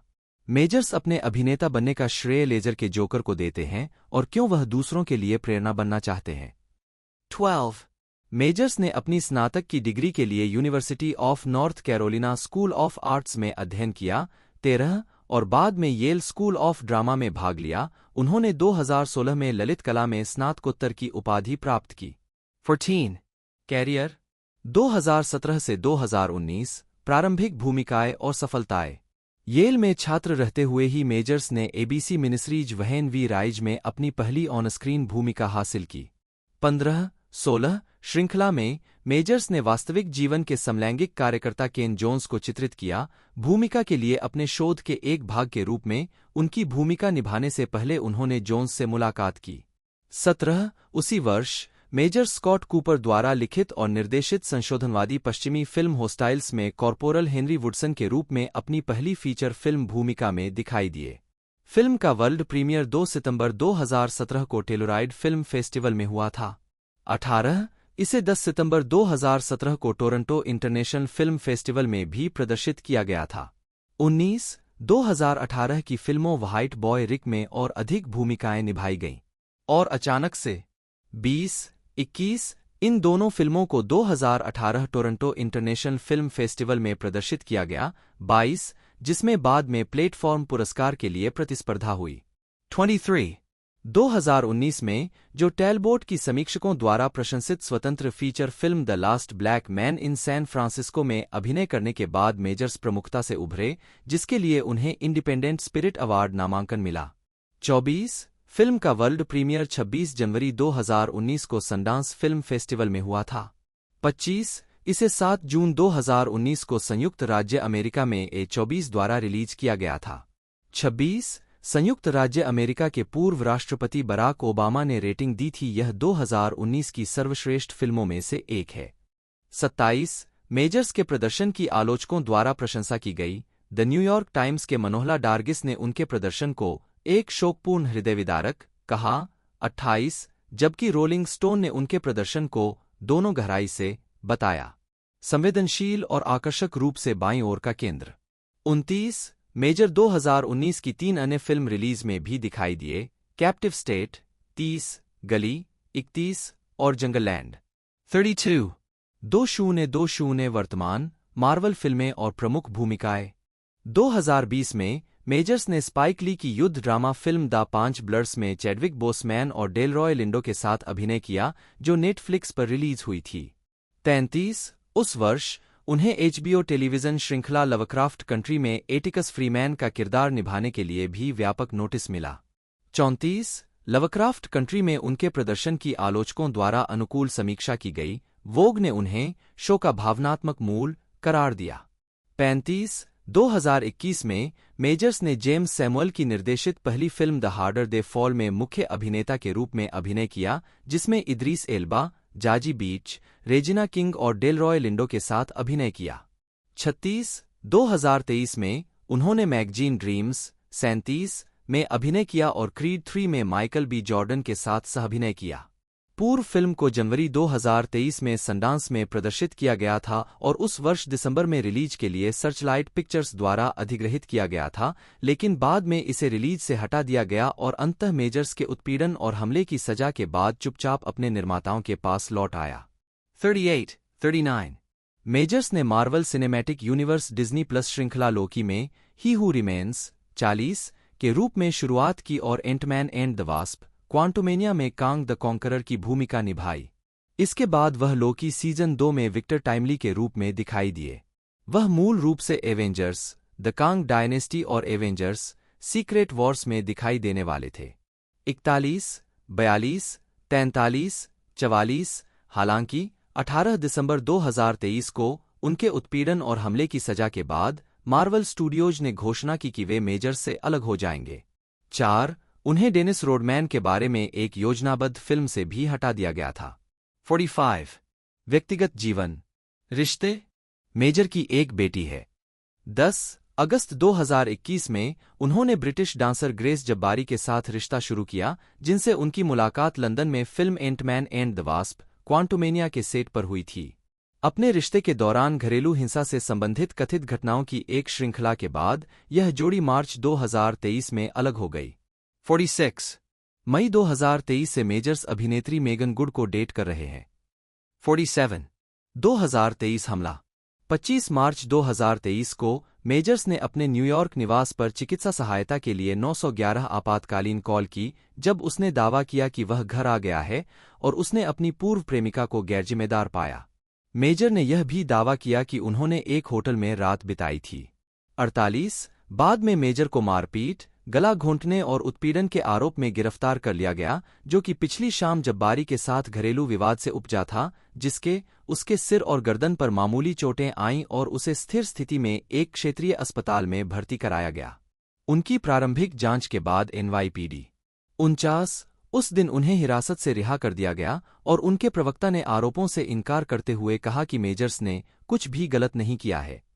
हम उनका नाम हटाने और इसे स्पष्ट करने के लिए उत्सुक हैं। 26 मार्च को मेजर्स पर आरोपों पर न्यूयॉर्क सिटी क्रिमिनल कोर्ट में मुकदमा चलाया गया। 50 मेजर्स की वकील प्रिया चौधरी ने खुलासा किया कि महिला की ओर से इन आरोपों को दोहराते हुए 2 लिखित बयान थे। 30 मार्च को चौधरी ने कथित तौर पर जब्बारी द्वारा भेजे गए टेक्स्ट संदेश जारी किए। 52, 53, 54 जब्बारी को 9 मई 2023 की अदालत की तारीख से पहले मेजर के खिलाफ एक न्यायाधीश द्वारा सुरक्षा का अस्थायी आदेश दिया गया था। 55 प्रतिक्रियाएं। घटना के शुरुआती मद्देनजर संयुक्त राज्य अमेरिका की सेना ने घोषणा की कि वे मेजर अभिनीत भर्ती विज्ञापनों को निलंबित कर रहे हैं। 56-57 सेना ने जनता के लिए जारी एक बयान में कहा, जबकि मिस्टर मेजर्स दोषी साबित होने तक निर्दोष हैं, विवेक यह तय करता है कि हम इन आरोपों की जांच पूरी होने तक अपने विज्ञापन हटा लें। 51 उनकी गिरफ्तारी के कई सप्ताह बाद मेजर्स को प्रबंधन कंपनी एंटरटेनमेंट 360 और जनसंपर्क फर्म दलेडे कंपनी दोनों ने एक ग्राहक के रूप में हटा दिया था। 58, 44, 59 मेजर्स को वाल्टर मोस्ले के उपन्यास the man in my basement के आगामी रूपांतरण में अभिनय करने और कार्यकारी निर्माता बनने की उम्मीद थी, लेकिन उन्हें फिल्म से हटा दिया गया और उनकी भूमिका को दोबारा बनाया जाएगा। 60 2023 मेट गाला के लिए मेजर्स का निमंत्रण रद्द कर दिया गया और उन्हें टेक्सास रेंजर्स विज्ञापन अभियान से हटा दिया गया। 61 27 अक्टूबर 2023 को डिज्नी ने मैगजीन ड्रीम्स, जो कि मेजर्स अभिनीत एक आगामी फिल्म है और मूल रूप से डिज्नी की सर्चलाइट पिक्चर्स सहायक कंपनी द्वारा 8 दिसंबर 2023 को रिलीज होने वाली थी, को अपने रिलीज शेड्यूल से हटा दिया। 62 उनके अंतिम दृढ़ विश्वास के बाद मार्वल स्टूडियोज ने उन्हें उनकी कई भूमिकाओं से हटा दिया, जैसे कि कांग द कॉन्करर। 4 परीक्षण और दोष सिद्धि। 29 नवंबर 2023 को हमले का मुकदमा शुरू हुआ, जिसमें मेजर ने दुष्कर्म और उत्पीड़न के आरोपों में दोषी नहीं होने का अनुरोध किया। 63 64 5 दिसंबर को जब्बारी ने अभियोजन पक्ष के दावे का समर्थन करते हुए गवाही दी कि मेजर ने उसके साथ मारपीट की और अदालत में सबूत भी पेश किए। 65 66 11 दिसंबर 2023 को कथित हमले के बाद जब्बारी के पास आए अजंबियों में से एक, जिसकी पहचान क्लो जोलर के रूप में हुई, ने गवाही दी कि जब उसने जब्बारी को बाहर देखा तो वह स्पष्ट रूप से परेशान लग रही थी, लेकिन उस समय उसने जब्बारी पर कोई चोट नहीं देखी। 67 68 एक और वीडियो जारी किया गया जिसमें मेजर अपनी पूर्व प्रेमिका पर चिल्ला रहे थे, खुद को एक महान आदमी बता रहे थे, अपनी तुलना मार्टिन लूथर किंग जूनियर और बराक ओबामा से कर रहे थे और मांग कर रहे थे कि वह कोरेटा स्कॉट किंग और मिशेल की तरह काम करें। ओबामा। 69 13 दिसंबर को मामले की अध्यक्षता कर रहे न्यायाधीश ने प्रमुख सबूतों को जनता के लिए जारी करने की अनुमति दी, जिसमें कथित हमले के CCTV फुटेज और जब्बारी ने न्यूयॉर्क शहर के कई ब्लॉकों में मेजर का पीछा किया था। 70 71 समापन बहस 14 दिसंबर को शुरू हुई। 18 दिसंबर 2023 को मेजर्स को तीसरी डिग्री में लापरवाह हमले के एक मामले और उल्लंघन के रूप में उत्पीड़न के आरोप में दोषी पाया गया था। उन्हें मारपीट के एक अन्य आरोप और गंभीर उत्पीड़न के एक आरोप से बरी कर दिया गया। उनकी सजा 6 फरवरी 2024 के लिए निर्धारित की गई थी। 74 हालांकि निर्धारित तिथि पर मेजर के वकीलों द्वारा दायर किए गए दोष सिद्धि के बाद के कई प्रस्तावों के बाद सजा को 8 अप्रैल 2024 तक के लिए स्थगित कर दिया जाएगा। 75 अप्रैल 2024 में उन्हें घरेलू हिंसा हस्तक्षेप कार्यक्रम और परिवीक्षा के 52 सप्ताह की सजा सुनाई गई थी। 76 अन्य दुर्व्यवहार के आरोप। अप्रैल 2023 में वैरायटी ने बताया कि मेजर पर दुर्व्यवहार का आरोप लगाने वाली अधिक महिलाएं आगे आई थीं और मैनहट्टन जिला अटॉर्नी के कार्यालय के साथ सहयोग कर रही थीं। डीए ने टिप्पणी से इनकार कर दिया। 77 78 जून 2023 में रोलिंग स्टोन ने एक रिपोर्ट प्रकाशित की जिसमें मेजर्स द्वारा 2013 में अपमानजनक व्यवहार के पैटर्न का आरोप लगाया गया जब वह येल स्कूल ऑफ ड्रामा में पढ़ रहा था। 79 कई तृतीय पक्षों के अनुसार मेजर्स एक साथी के प्रति शारीरिक और भावनात्मक रूप से अपमानजनक थे, जबकि दूसरे ने उनके रिश्ते को भावनात्मक यातना के रूप में वर्णित किया। 80-78 मेजर्स के वकील ने आरोपों से इनकार किया, यह देखते हुए कि रोलिंग स्टोन की रिपोर्ट प्रभावी रूप से अफवाह थी।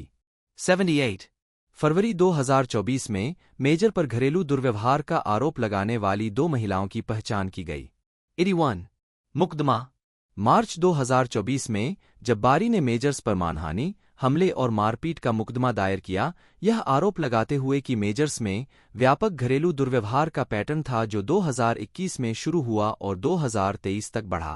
82-83 फिल्मोग्राफी फिल्म वर्ष शीर्षक भूमिका शेरविन डेविड वुड हैरिस जन्म 17 अक्टूबर 1969 एक अमेरिकी अभिनेता है। वॉल्ट डिज्नी पिक्चर्स की फिल्म रिमेंबर द टाइटन्स 2000 में हाई स्कूल फुटबॉल खिलाड़ी जूलियस कैंपबेल और शोटाइम टेलीविजन फिल्म में जिमी हेंड्रिक्स की भूमिका निभाने से पहले उन्होंने सबसे पहले जेफ पोलाक की फिल्म एबव द रिम 1994 में मोटाव के रूप में अपनी भूमिका के लिए ध्यान आकर्षित किया।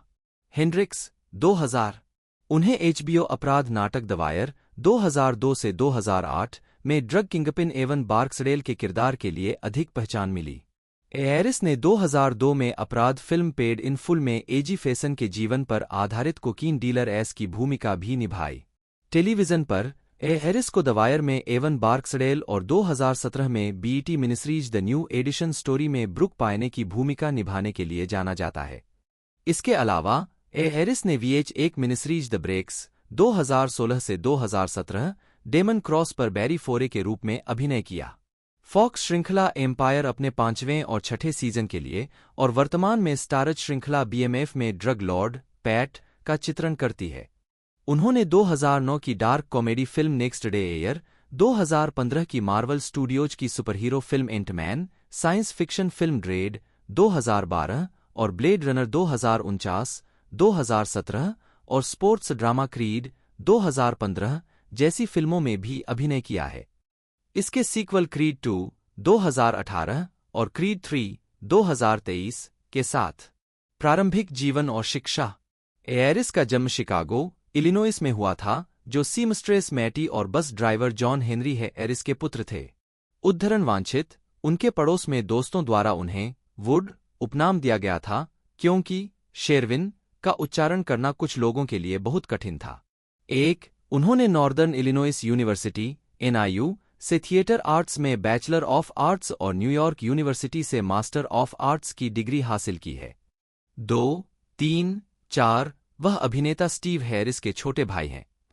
5 कैरियर NIU में नामांकित होने के दौरान हैरिस ने बास्केटबॉल नाटक एबव द रिम में अपनी पहली प्रमुख फिल्म भूमिका निभाई, जिसमें डुआन मार्टिन के साथ और टुपैक शकूर के सहकलाकार थे। 2 और विभिन्न ऑफ ब्रॉडवे नाटकों के कई नाटकीय मंच प्रस्तुतियों में दिखाई दिए।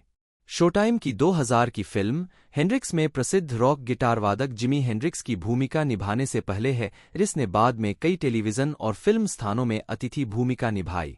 2 उस वर्ष बाद में हैरिस को मोशन पिक्चर में उत्कृष्ट सहायक अभिनेता के लिए अपना पहला नाक इमेज अवार्ड नामांकन मिला। साथ ही जूलियस बिग जू कैंपबेल की भूमिका के लिए मोशन पिक्चर में पसंदीदा सहायक अभिनेता के लिए ब्लॉकबस्टर मूवी अवार्ड नामांकन भी मिला।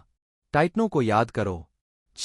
2002 में उन्होंने डेम डैश निर्मित पंथ classic film paid in full में अभिनय किया, जो 3 हार्लेम ड्रग डीलरों की सच्ची कहानी पर आधारित थी, जिसमें हैरिस ने वास्तविक जीवन के सरगना एजी फेसन की भूमिका निभाई थी।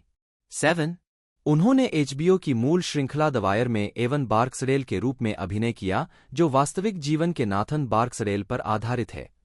3, 4, 8 उन्होंने अपना पहला एल्बम ब्यूटीफुल वंडरफुल भी बनाया, जिसे 2005 में रिलीज किया जाना था। उद्धरण वांछित, जून 2008 में निर्देशक मार्टिन गुइगुई ने खुलासा किया कि हैरिस को स्वीटवाटर में नेट स्वीटवाटर क्लिफ्टन के रूप में चुना गया था, जो NBA में पहले अश्वेत खिलाड़ी के बारे में एक फिल्म थी। 9 मार्च 2018 तक यह अभी भी प्री प्रोडक्शन में है।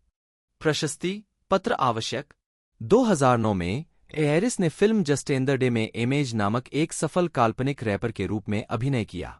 10 फिल्म एक उभरते हुए युवा रैपर और अपने खेल के शीर्ष पर मौजूद एक उम्रदराज रैपर के बीच टकराव पर केंद्रित है, जिसे जेमी हेक्टर ने निभाया था, जिसका किरदार मार्लो स्टैनफील्ड की है एरिस के चरित्र के समान भूमिका थी। तार 2012 में एरिस ने 30 फिल्म बेंजी के लिए ESPN 30 का वर्णन किया। उसी वर्ष उन्होंने टेनेसी विलियम्स द्वारा ए स्ट्रीट कार नेम्ड डिजायर के ब्रॉडवे पुनरुद्धार में हेरोल्ड मिच मिशेल की भूमिका भी निभाई, ब्लेयर अंडरवुड, निकोल एरी पार्कर और डैफ्ने रुबिनवेगा के साथ। 2015 में वह रॉकी फ्रैंचाइज की नवीनतम किस्त क्रीड के लिए द वायर के कास्ट सदस्य माइकल बी जॉर्डन के साथ फिर से जुड़े और इसके सीक्वल में भूमिका दोहराई। फिल्मोग्राफी दोस्तों 6.7 की एक तरह से इसकी एमबी रेटिंग है, साथ ही साथ 98% एक तरह से इसकी रेट टमेटोज की रेटिंग है, जो कि बहुत ही बढ़िया रेटिंग है। साथ ही साथ 116 मिनट टोटल इसका रनिंग लेंथ है। साथ ही साथ 75 मिलियन के बजट में इसे बनाया गया था पिछले पार्ट को, और 275 मिलियन का इसने नेट कलेक्शन दिया था, जो कि बहुत ही बढ़िया कलेक्शन है इसके चौथे पार्ट के लिए। और चौथा पार्ट भी कन्फर्म में देखने को मिलने वाला है। बाकी रिलीजिंग डेट अभी कोई फिक्स नहीं हुई है, जैसे ही कोई अपडेट और आती है मैं शॉर्ट वीडियो के माध्यम से आपको बता दूंगा, तो आप तक वो अपडेट पहुंच सके इसलिए चैनल को जरूर से सब्सक्राइब कर ले। तो आज की इस वीडियो में दोस्तों इतना ही, मिलते हैं अगले वीडियो में।